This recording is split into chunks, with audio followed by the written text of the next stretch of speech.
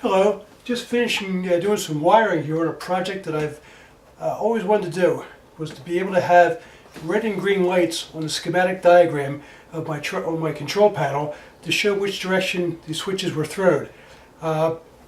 Probably a lot of you will say this is a bit of overkill the way I did it, but in order to have those red and green lights, what I did was I used a bunch of old HO under the table switch motors and used them as latching relays.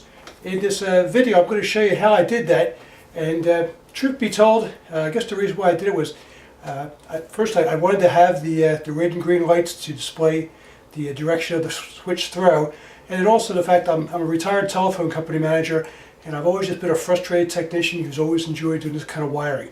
So in the next couple of minutes I'm going to show you what I did and hope you enjoy it and get something out of it. On this gray piece of wood in front of you, you'll see there's a number of the under table HO scale switch motors.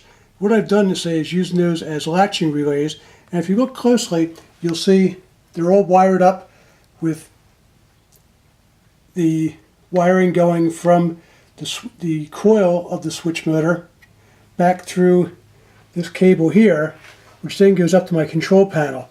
Each one of the wires then is hooked up to the corresponding American Flyer switch, and then these contacts here actually are the ones that go up to the LEDs. So what happens is when you're throwing the switch on the control panel, and let's just say it's red and the switch is set to go curve, when you throw it to green, the switch itself will throw.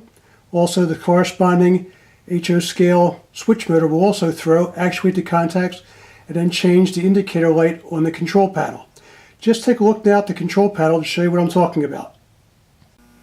Here's a view of the control panel, and as you can see there's a number of green LEDs or red LEDs depending upon which way the switch is thrown. And what I'm going to do is I'm going to throw one of the switches here on the control panel. So if you'll see now as I throw the switch, look down there on the control panel, you'll see the corresponding LED has changed.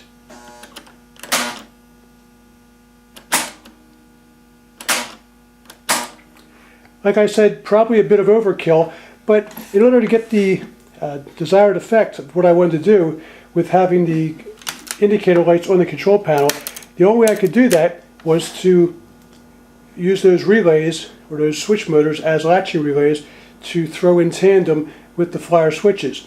Right now I'm going to open the control panel up just to explain a little bit of how the wiring works. If you look really closely, you'll see where my pencil is pointing here. This is the telephone wire here that goes back to those latching relays, and what it's done is it's wired in parallel, or in tandem if you will, with the American Flyer switches.